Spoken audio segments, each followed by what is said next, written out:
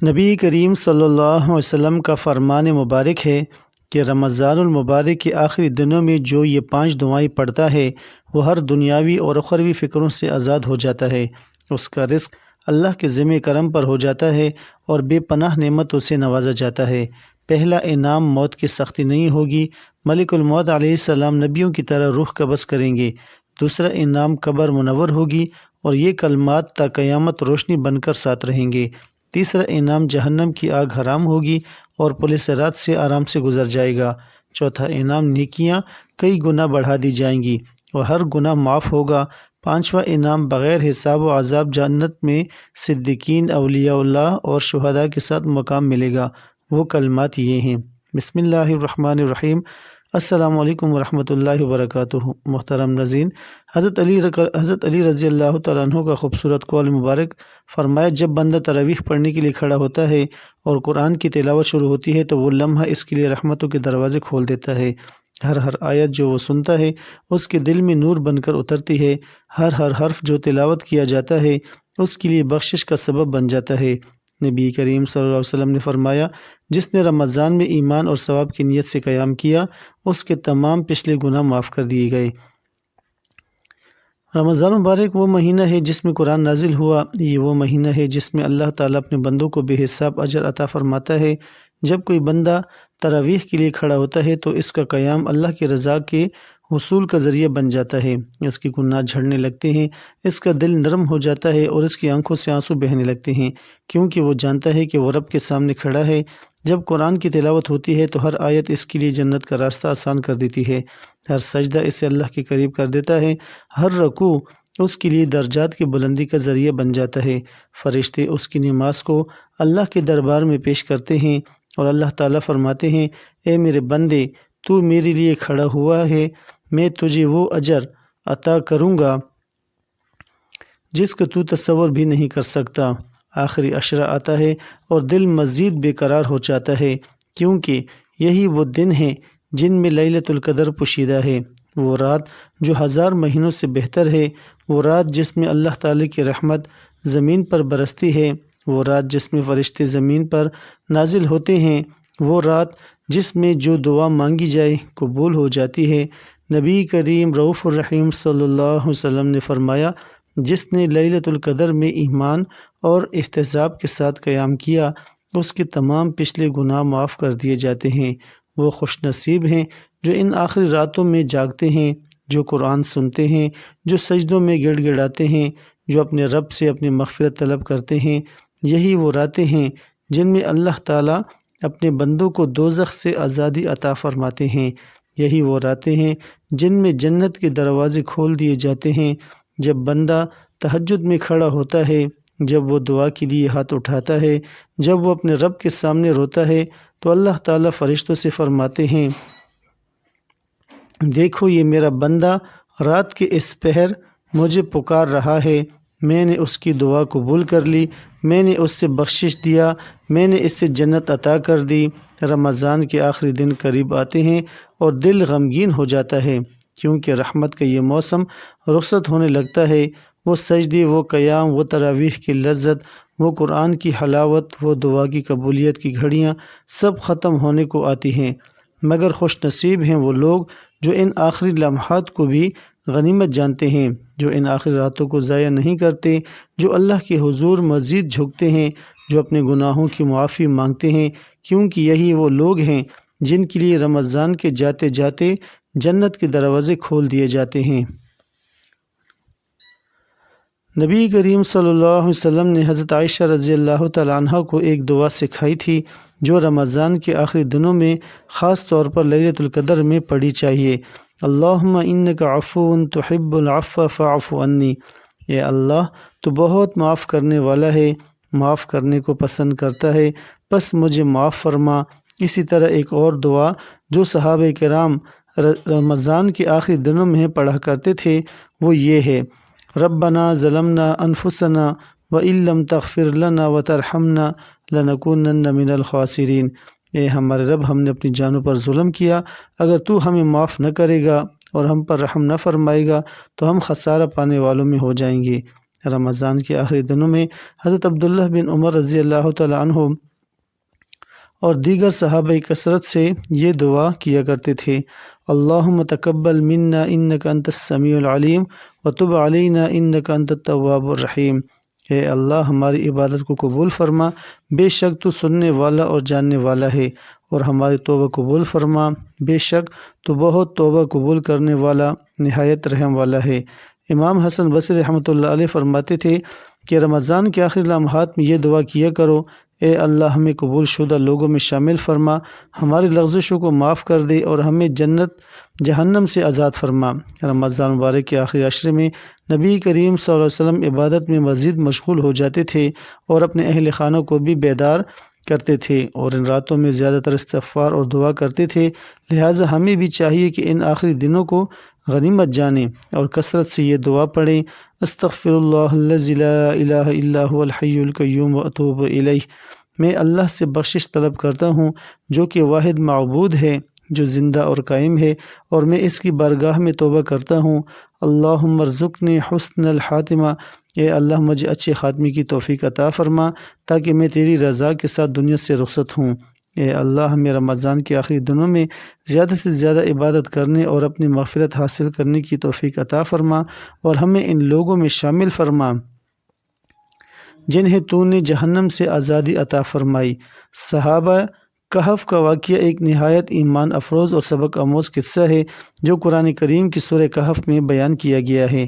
یہ واقعہ ان چند نوجوانوں کا ہے جو اپنے وقت کے ظالم بادشاہ اور کفر و شرک کے ماحول سے تنگ آ کر اللہ کی عبادت کے لیے ایک غار میں پناہ گزین ہو گئے تھے۔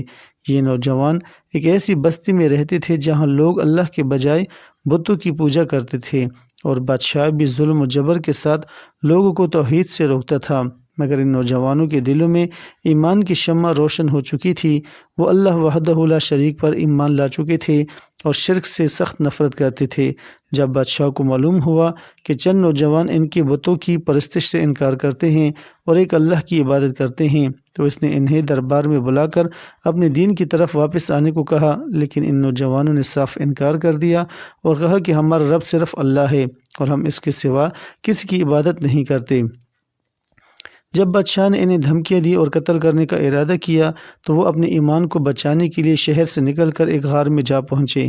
قرآن کریم میں اللہ تعالیٰ فرماتے ہیں، یعنی بے شک وہ چند نوجوان تھے جو اپنے رب پر ایمان لائے اور ہم نے ان کی ہدایت میں اضافہ کر دیا۔ اللہ تعالیٰ نے ان پر اپنی رحمت فرمائی اور انہیں نیند میں سلا دیا۔ ان کے ساتھ ان کا ایک کتا بھی تھا جو غار کے دہانے پر بیٹھا تھا۔ اللہ تعالیٰ نے ان پر گہری نیند طاری کر دی اور وہ 309 سال تک اسی حالت میں سوتے رہے۔ اللہ تعالیٰ فرماتے ہیں، یعنی تم انہیں جاگتا ہوا سمجھو گے حالانکہ وہ سو رہے تھے، اور ہم انہیں دائیں اور بائیں کروٹ دلاتے تھے، اور ان کا کتا غار کے دہانے پر اپنے بازو پھیلائے بیٹھا تھا۔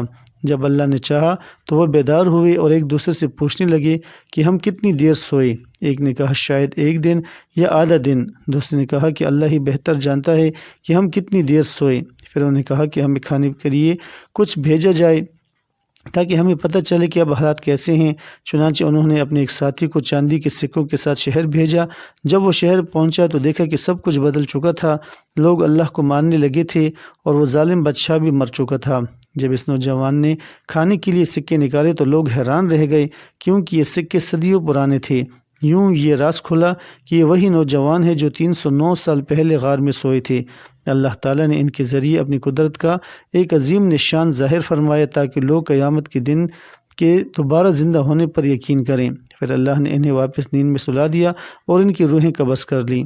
یہ واقعہ قیامت کے دن دوبارہ جی اٹھنے کی دلیل ہے کہ جس طرح اللہ نے ان نوجوانوں کو صدیوں بعد جگایا، اسی طرح قیامت کے دن بھی وہ تمام انسانوں کو زندہ کرے گا تاکہ وہ اپنے اعمال کا حساب دیں۔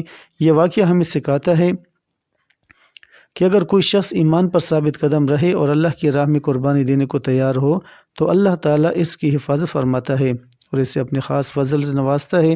حضرت عمر بن اب خطاب رضی اللہ تعالیٰ عنہ کا شمار ان جلیل القدر صحابہ میں ہوتا ہے جن کی زندگیاں عدل و انصاف، تقوی اور فقیری کا ایک حسین نمونہ تھی۔ وہ ہر وقت اپنی رعایا کی بھلائی کے لیے فکر مند رہتے تھے اور راتوں کو بھیس بدل کر مدینے کی گلیوں میں گشت کیا کرتے تھے تاکہ دیکھ سکے کہ کہیں کوئی حاجت مند تو نہیں، کوئی بھوکا تو نہیں، کوئی مجبور تو نہیں۔ ایک رات حضرت عمر فاروق رضی اللہ تعالیٰ عنہ حسب معمول مدینے کی گلیوں میں جا رہے تھے کہ ایک خیمہ سے بچوں کی رونے کی آواز سنی۔ آپ قریب گئے اور دیکھا کہ ایک عورت چولہے پر ہانڈی رکھے بیٹھی ہے اور بچے زار و قطار رو رہے ہیں۔ حضرت عمر نے آگے بڑھ کر پوچھا، بہن یہ بچے کیوں رو رہے ہیں؟ عورت نے جواب دیا، یہ بھوکے ہیں، کئی دنوں سے کھانے کو کچھ نہیں ملا۔ حضرت عمر فاروق رضی اللہ تعالیٰ عنہ نے حیرانی سے پوچھا، تو پھر اس ہانڈی میں کیا پک رہا ہے؟ عورت نے ایک آہ بھری اور کہا، یہ صرف پانی میں پتھر ڈال کر چڑھا دیا ہے تاکہ بچی یہ سمجھے کہ کچھ پک رہا ہے اور انتظار کرتے کرتے سو جائیں۔ یہ سن کر حضرت عمر رضی اللہ تعالیٰ عنہ کا دل کام گیا، آنکھوں سے آنسو جاری ہو گئے۔ اپنی اس عورت سے پوچھا، تم نے خلیفہ وقت سے شکایت کیوں نہیں کی؟ عورت نے کہا، عمر ہمارے حال سے غافل ہے، وہ ہمارا درد نہیں جانتا، وہ خلیفہ ہے مگر ہمیں بھول گیا ہے، اللہ اس سے حساب لے گا۔ حضرت عمر رضی اللہ تعالیٰ عنہ نے کامتی ہوئے کہا، اے خاتون، عمر کیسے تمہاری حالت سے بے خبر ہو سکتا ہے؟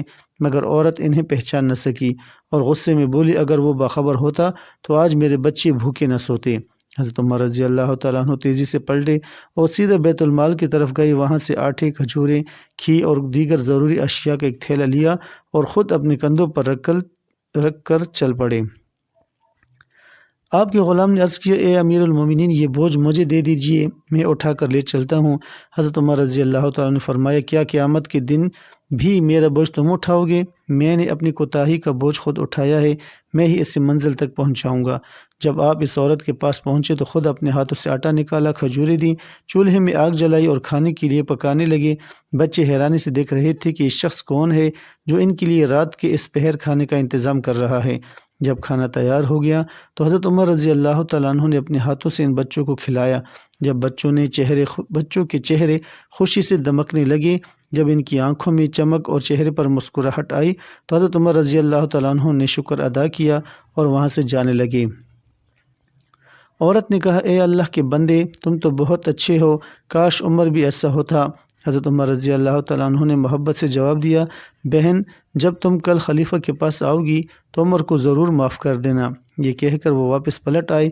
بعد میں کسی نے اس عورت کو بتایا کہ جس شخص نے تمہاری مدد کی وہ خود امیر المومنین حضرت عمر بن خطاب رضی اللہ تعالیٰ عنہ تھے۔ یہ سن کر عورت حیرت میں ڈوب گئی، آنکھوں میں آنسو آ گئے اور اس نے اللہ کا شکر ادا کیا کہ ایسا حکمران ملا جو خود بھوکوں کا حال جاننے آتا ہے۔ یہ واقعہ ہمیں سکھاتا ہے کہ حکمران کو اپنی رعایا کی فکر کرنی چاہیے، صاحب حیثیت کو غریبوں کے حال سے باخبر رہنا چاہیے اور ہمیں ایک دوسرے کی مدد کرنی چاہیے۔ حضرت ابوبکر صدیق رضی اللہ تعالیٰ عنہ کا شمار ان صحابہ میں ہوتا ہے جن کی زندگیاں سراپا ایثار، قربانی اور للہیت کا حسین امتزاج تھیں۔ وہ خلیفہ وقت ہونے کے باوجود نہایت سادہ زندگی بسر کرتے تھے۔ ایک بار حضرت عمر رضی اللہ تعالیٰ عنہ نے دیکھا کہ حضرت ابوبکر صدیق رضی اللہ تعالیٰ عنہ ہر روز فجر کی نماز کے بعد مدینے سے باہر ایک طرف نکل جاتے ہیں اور کچھ دیر بعد واپس آتے ہیں۔ حضرت عمر رضی اللہ تعالیٰ عنہ کو تجسس ہوا کہ آخر خلیفہ رسول صلی اللہ علیہ وسلم روزانہ کہاں جاتے ہیں۔ ایک دن وہ چپکے سے ان کے پیچھے چل پڑے اور دیکھا کہ حضرت ابوبکر صدیق رضی اللہ تعالیٰ عنہ مدینے سے کچھ فاصلے پر ایک خستہ حال جھونپڑی میں داخل ہوئے۔ کچھ دیر بعد باہر آئے اور واپس مدینہ کی طرف چل دیے۔ حضرت عمر رضی اللہ تعالیٰ عنہ نے دروازہ کھٹکھٹایا، اندر سے ایک نحیف اور کمزور آواز آئی، کون؟ حضرت عمر رضی اللہ تعالیٰ عنہ اندر جا کر دیکھا کہ ایک نابینا بوڑھی عورت بیٹھی ہے اور اس کے ساتھ چھوٹے چھوٹے یتیم بچے موجود ہیں۔ حضرت عمر رضی اللہ تعالیٰ عنہ نے پوچھا، اماں یہ جو شخص ابھی آپ کے یہاں آیا تھا یہ کون ہے؟ بوڑھی عورت نے جواب دیا، بیٹا میں نہیں جانتی، یہ روز آتا ہے، میرے گھر کی صفائی کرتا ہے، میرے لیے کھانے کا بندوبست کرتا ہے، میرے بچوں کے کپڑے دھوتا ہے اور پھر چلا جاتا ہے۔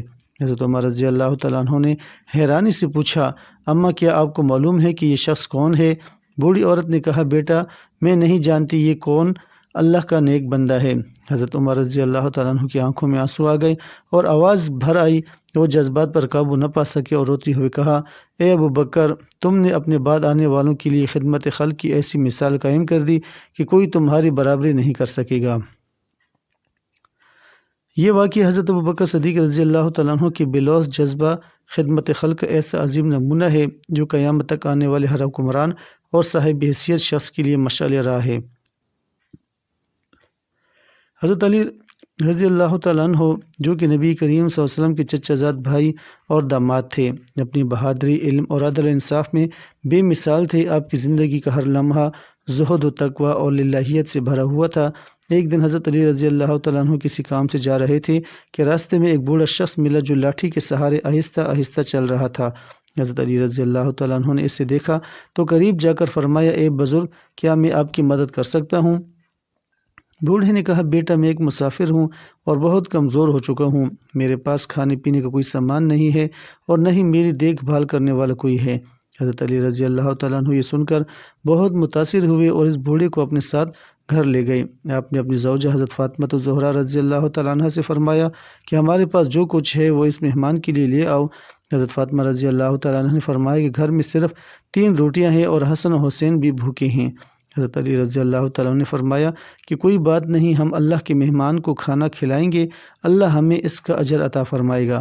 حضرت فاطمہ رضی اللہ تعالیٰ عنہ نے 3 روٹیاں اس بوڑھی کے سامنے رکھ دیں اور خود پانی پی کر سو گئے۔ حضرت علی رضی اللہ تعالیٰ عنہ اور ان کے بچوں نے بھی بھوکا رہنا گوارا کیا، مگر اس مہمان کو شکم سیر کیا۔ جب صبح ہوئی تو نبی کریم صلی اللہ علیہ وسلم حضرت علی رضی اللہ تعالیٰ عنہ کے دروازے پر تشریف لائے اور فرمایا، اے علی، اللہ تعالیٰ تمہارے اس عمل سے بہت راضی ہوا ہے اور اس کے بدلے میں جنت کی خوشخبری دے رہا ہے۔ یہ سن کر حضرت علی رضی اللہ تعالیٰ عنہ کی آنکھوں میں آنسو آ گئے اور وہ سجدہ شکر میں گر گئے۔ یہ واقعہ ہمیں سکھاتا ہے کہ مہمان نوازی اور ایثار کتنا عظیم عمل ہے اور اللہ تعالیٰ اپنے بندوں کے چھوٹے چھوٹے نیک اعمال کو بھی کس طرح پسند فرماتا ہے۔ ہمیں بھی چاہیے کہ ہم دوسروں کی مدد کریں، ان کے ساتھ حسن سلوک کریں اور اپنے حصے کا رزق دوسروں کے ساتھ بانٹنے کی عادت ڈالیں تاکہ اللہ تعالی ہم پر اپنی رحمت نازل فرمائے۔ ہمیں بھی چاہیے کہ اپنی زندگی میں دوسروں کی مدد کریں اور اللہ کے نیک بندوں کی خدمت کو اپنا شعار بنائیں تاکہ دنیا اور آخرت میں کامیابی نصیب ہو۔ اللہ ہمیں بھی ایسے ہی دل رکھنے کی توفیق عطا فرمائے جو دوسروں کے درد کو محسوس کریں۔ آمین یا رب العالمین۔ جزاک اللہ خیرا کثیرا۔ ویڈیو اچھی لگے تو اسے لائک کریں، چینل کو سبسکرائب بھی کریں۔ جزاک اللہ۔